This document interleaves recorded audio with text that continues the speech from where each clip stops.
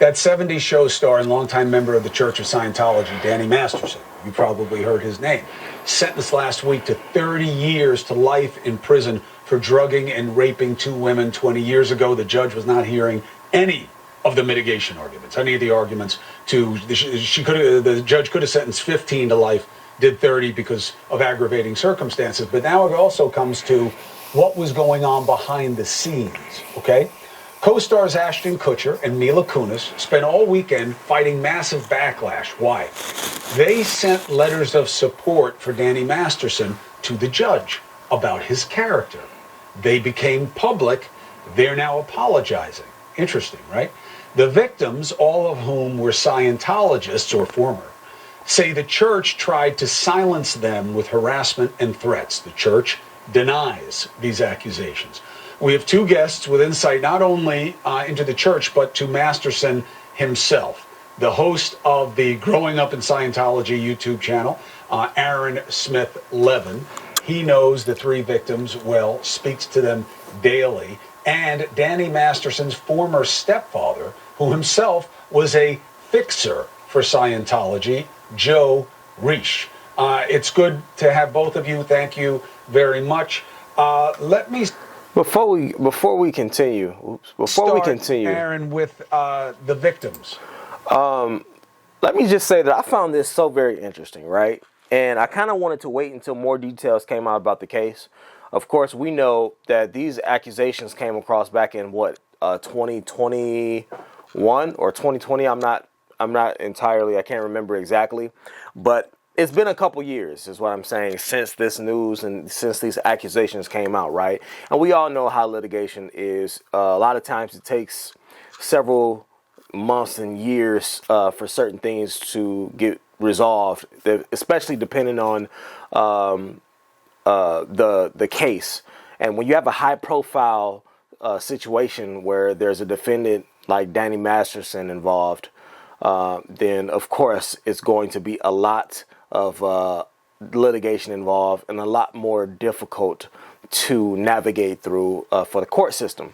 And if you're like me, you were like completely taken aback by this news by former That 70's star Danny Masterson being accused of these things. Now, I'm not saying that it doesn't happen. I'm just, when you see a person acting on television, right, and you watch them over the course of several years, for those of you who were fans of That 70's show, you kind of associate, you do associate the person that is playing and acting that role with their character in real life. It's just a natural thing to do, right? It's a natural thing to do. Let's not act like we don't all do it to some degree. Let's not act like that, right?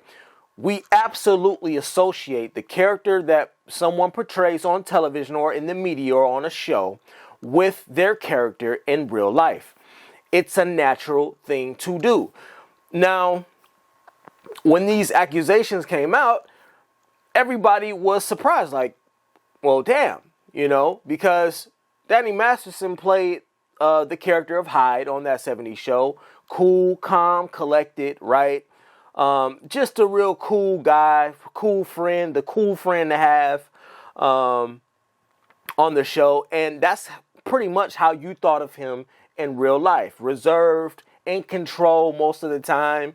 And so to hear these accusations come out, it was like, well, damn, you really been behind the scenes, just really rocking the fuck out, and in one of the most egregious ways. Now, let me say that I am not all too familiar with this case as far as the accusations go. I know that he was convicted of being a rapist, but I don't know the circumstances of those convictions, or I don't know the circumstances of the victims' testimonies.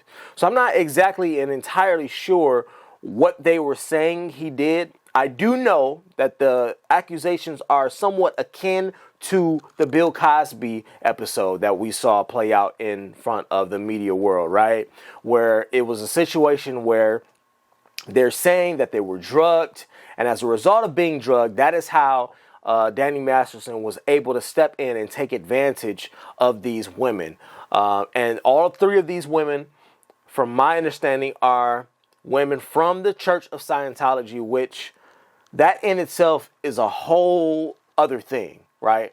If you know anything about the Church of Scientology, there's always been a level of mystery, disdain. There's always been a case of something going on with the Church of Scientology, right? It's always a talking point of accusations. Matter of fact, you know what?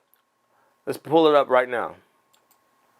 I want y'all to understand what the Church of Scientology. For those who are unfamiliar with the Church of Scientology, okay, so I'm going to read what it says here. It says the Church of Scientology is a group of interconnected corporate entities and other organizations devoted to the practice, administration, and dissemination of Scientology, which is variously defined as a cult, a business, or a new religious movement. Now, that's important. I'm going to keep reading, but we're going to get back to that. The movement has been the subject of a number of controversies, and the Church of Scientology has been described by the government inquiries, international parliamentary bodies, scholars, law lords, and numerous superior court judgments as both a dangerous and manipulative profit-making business. In 1979, several executives of the organization were convicted and imprisoned for multiple offenses by U.S. federal court. The Church of Scientology itself was convicted of fraud by a French court in 2009, a decision upheld by the Supreme Court of Cassation in 2013. The German government classifies Scientology as an unconstitutional sect.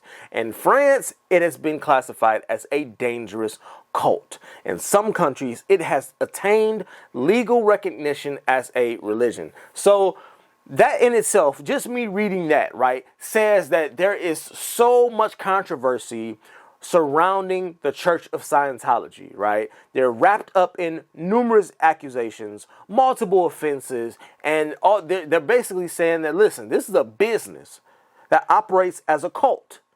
So that in itself, not saying that these victims deserve what they got, but listen, you have to be fucking careful of what you're stepping into when you go and join something like the Church of Scientology. This is very much a cult-like sect of people or group of people that you are joining. And people don't understand what they're stepping into. In fact, if you go across the world, and I gather if you took all of the religions and all of the churches tied to these religions, you would come, at the end of it all, you would come away with the belief that most of them operate as a goddamn cult. Understand what you're stepping into and what you're getting involved with when you step in. Listen, the stuff that goes on behind the scenes of some of these churches is goddamn abhorrent. It's egregious shit going on within these churches and behind the scenes in pastor's office. We got to be more careful and mindful of what we're getting ourselves into, and as a result, what you're dragging your children into, because they in turn become victims of your shit. Let's get back to the Twitter thing, video, because this is very, very, very, I found this so very interesting. Here.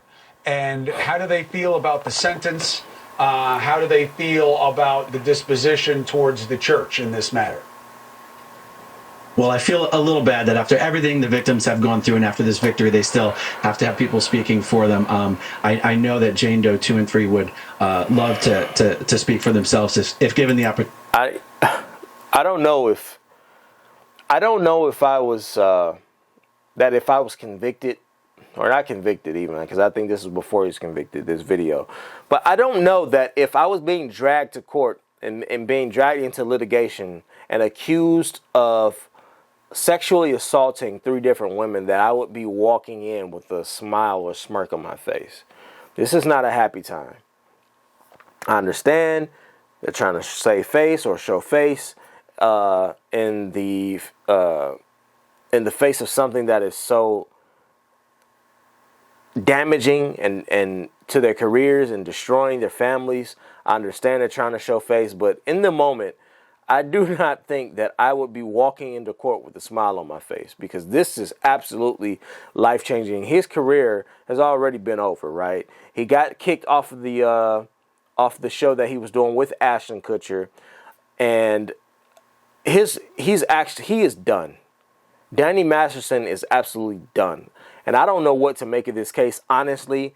I'm not aware of all of the details of what these women have said and what led to the exact decision from the judge to sentence him to 30 years in prison. I don't know the details of that.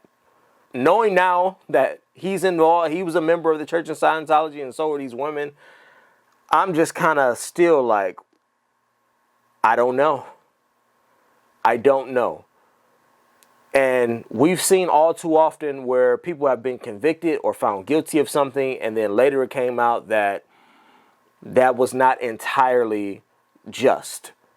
So I don't know. I'm just watching this from the outside looking in as a consumer and as a, I guess, just a public,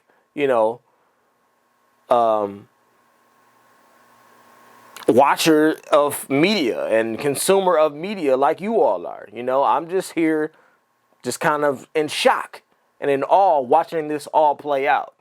But this is not a standalone situation with these churches and with these cults. Opportunity, but I can say they are thrilled with the outcome. They believe justice was served. They believe they've been heard. They've been believed. A jury has unanimously convicted serial rapist and Scientologist in good standing, Danny Masterson. And, all three of these women were in Scientology when Danny raped them. They are all out of Scientology, and for very good reasons. Aaron, just quickly, let the audience know why the accusers, the victims, aren't speaking out right now. Oh, I think if you invited Jane Doe 2 and Jane Doe 3 to speak out, they probably would. Jane Doe 1 has to continue to stay somewhat anonymous for the time being. But I'd be happy to provide information to you, your team, on how to reach. Jane Doe 2 is Nisha Trout. It's okay that they're public now. You can find Nisha Trout on Twitter. Jane Doe 3 is Chrissy Carnell Bixler, and she can be easily found on Instagram. I'm sure they would love to speak. Yeah, I mean, obviously, we're not avoiding having them tell their story. It's obviously an accommodation so that they can have their privacy and their safety kept intact, because there are real reasons and issues here about concerns of retaliation. So let's now talk about that and figure out, Joe, what that means. The idea that the church was involved, the church helped with the cover-up, the church helped silence the accusers, the victims, by saying in Scientology you can't go bad on one of your own. What do you make of those suggestions? Well, it's absolutely 100% true. The reason I know that is I was their fixer. What does that really specifically mean? Well, there's a problem that a parishioner had with the church. For example, they wanted their money back, 100 grand, 150,000, 200 grand. The church would circle jerk them around, they wouldn't give their money. So what the church would try and do would find dirt on that guy to make him withdraw his claim for his money to be returned back to him. In that case, this is what they would do. So when something was wrong, they would tell that individual, look, you can't move forward and you can't say anything, because if you do, we're going to, let's use for a better word, pressure you or blackmail you into submission to withdraw and not say a word, so that the church was protected, not necessarily the individual. They couldn't give two peas about him. So long as their optics were not a threat, then they would just back off and make the issue about the individual and not about the truth. And you see this a lot, right? You see exactly what he said a lot. I've seen it happen in churches. I have seen pastors blatantly ignore people who were very obviously gay in their congregation. Absolutely ignore it and not say it, not address it, not say anything to them. Now, in the normal world out here, You can be whatever you want, right? They have their own rules. They have your own law. You can be whatever you want. Your sexual orientation outside of the church has been accepted largely by and part in the world. In some spaces, of course, that's not true. But in America, your sexual orientation is your choice, right? Well, that is not the case in the church. In the church, that is looked at as abhorrent, okay? That is looked at as abhorrent. And it is the job of the pastor and the ministerial staff to step in and say something to these young men and to these young women, but more so young men when they see it happening. And that is not the case. That is not what's happening in these churches. They are ignoring it. In some cases, they're becoming involved with these young men. They're putting themselves in the situation with these young men because they're getting behind closed doors. Those young men are crawling up under their desks. I mean, let's be real about this, right? This is not like I said, this is not a standalone case. The church in Scientology is not the only one that operates as a cult. A lot of these other churches do too. You just don't see this. Which is why it's important that when cases like this happen, you blast it out there so that more people feel comfortable coming forward with the abuse that is happening within these goddamn cults. Stop dragging your children into this bullshit. Stop dragging your families into this bullshit. Some of y'all are so desperate to belong and to be a part of something and to be a part of a community that pretends that they love you when all they want really is to use you for everything that you have. These churches, you just heard him say, he was a goddamn, what do they call him? He's a fixer for the church of Scientology. In other words, his job was to come in and sort out the mess. Make shit disappear. Make it disappear. We don't want to know anything about it. We don't want to hear about it. We don't want the news to get a hold of this. Just make it go away. And that's what a lot of these churches do. They just make the problems, they just make the accusations go away. It's a very dangerous game. And the description that Aaron gives of what Danny Masterson is now in the eye of these convictions as a serial rapist who was intentionally abusive and aggressive and violent, does that square with the Danny Masterson you knew? Not at all. Originally, you have to look at this as two parts, Chris. I raised Danny for 10 to 12 years. Good kid, didn't like school too much, talented athlete, great father, great grandfather, good family upbringing, right? In his career, once his career took off in 1998, everything changed. I was divorced in 95. He moved on. He got on with his life, and things changed after that. So to me, when I read all about this, it's quite shocking. But at the end of the day, I'll follow the law of the land. And those rights of those women were violated, then the punishment fits the crime. And you just have to live with that. Take your medicine, as we say in Australia, and then just move on and not complain or back out of it. Now, Aaron, I want to get your take. I want to play for people what's happening with Ashton Kutcher and Mila Kunis. Obviously, those are names people will know. Our understanding is that they put in letters of character support for Masterson. I guess they didn't know they were going to become public, but when they did, they apologized a lot. I think we have some sound on it, right, Dusty? The letters were not written to question the legitimacy of the judicial system or the validity of the jury's ruling. They were intended for the judge to read, and not to undermine the testimony of the victims or re-traumatize them in any way. We would never want to do that. And we're sorry if that has taken place. Our heart goes out to every single person who's ever been a victim of sexual assault, sexual abuse, or rape. All right, this is a very broad apology. They're obviously worried about backlash because they've been getting their asses kicked on social media, which is understandable because, Aaron, at the end of the day, you may not want to hurt the victims or anything like that, but if you're saying anything to the judge that is supportive and looking for a more lenient sentence for the defendant, that is supporting the defendant, is it not? Let me say this. I'm absolutely torn when it comes to that. I'm torn when it comes to friends supporting friends, right? Now, don't get me wrong. I do believe that as a friend, it is my job to hold you accountable. If I know that you have done some egregious shit, or if I know that you have done some absolutely deplorable things, it is my job to hold you accountable. Absolutely. But in this case, Ashton Kutcher and Mila Kunis wrote letters to the judge. For one, they assumed that these letters would not be seen by the public, right? For two, from my understanding, it was, this is how we know Danny Masterson. This is what we know him as. It wasn't really necessarily a, oh, well, please don't do this because, well, actually it is. I can't even say that because the intent of the letters was to basically get a lighter sentence for Danny Masterson. But in that same regard, they were writing in to basically say, listen, we don't know anything about the person that has been paraded across the media and being dragged across media right now. We know him as he was when we met him.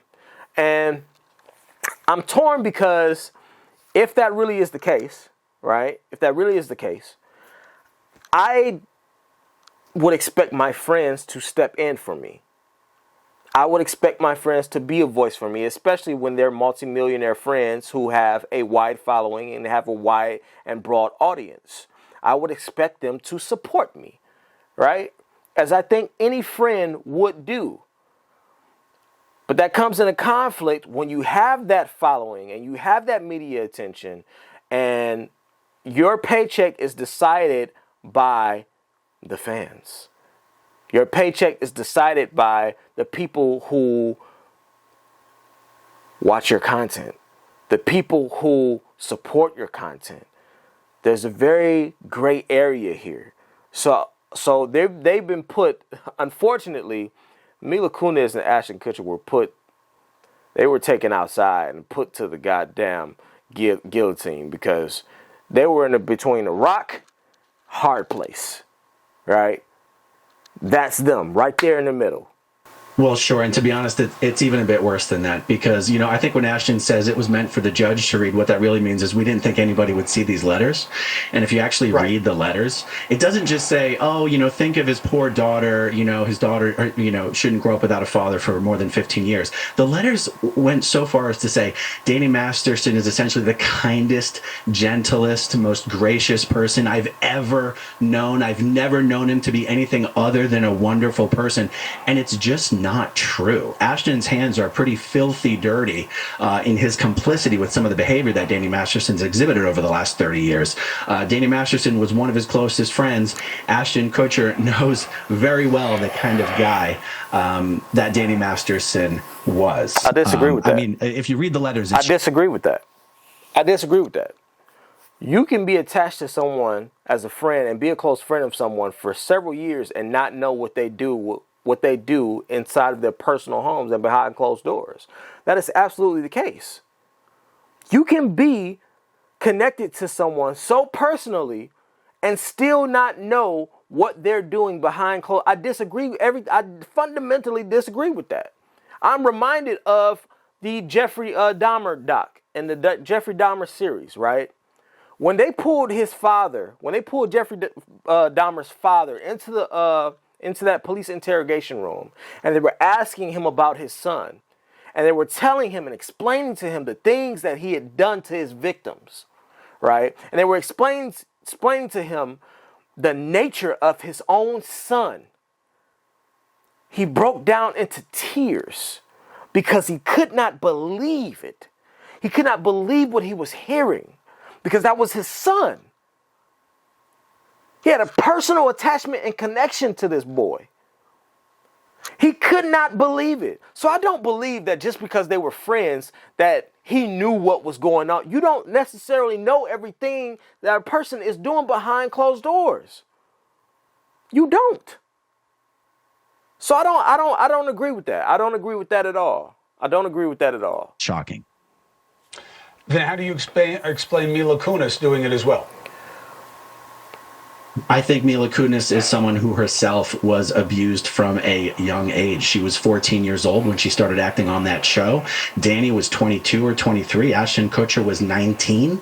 Some of the things that have come out on social media in the last couple of days is some extremely inappropriate sexual behavior between the group, mostly involving Mila. So it's hard for me to condemn or blame Mila too much, honestly, but it's very easy to blame Ashton. No, I understand this, where your opinion is coming from. Obviously, Mila Kunis married Ashton Kutcher, so obviously she saw that as a positive relationship in her life. Well, the next chapter of this is going to be how the church gets implicated, and do you think that could have some role with Kutcher and Kunis? Their names have been mentioned in connection to the church as well, Joe. It's only about 3 minutes left of this video. I just found this very interesting. This trial is a case study, and unfortunately, Danny Masterson is done. He is done. And as a result, hell, Ashton Kutcher and Mila Kunis could be done as well, just for supporting their friend. And I don't know, like I said, I don't know the details. I know that he was accused. I'm going to read, before I get out of here, I'm going to read exactly what it is that his victim says. So that 70's show star Danny Masterson was sentenced Thursday to 30 years to life in prison for raping 2 women more than 2 decades ago at his Hollywood Hills home. Masterson, 47, showed no visible emotion after Los Angeles County Superior Court judge threw the book at him. And Masterson was hit with a staggering sentence 4 months after he was convicted on 2 of the 3 rape counts he faced at his retrial in Los Angeles. He had been charged with raping 3 women, identified at trial as Jane Doe 1, 2, and 3. And this took place in 2001 to 2003, they're saying. So over 20 years ago. I don't know, man. I have a problem with that too. Listen, I understand that a victim is a victim, but I have a problem. I do. I have a problem with people coming forth decades after. And I understand how trauma goes. I understand. Listen, I have family members who were abused as young women and as young ladies. So I get it. I get it. I get it. I get it. I do. So, yeah, I'm going to stop there. I get it. I get it. This is just, all right.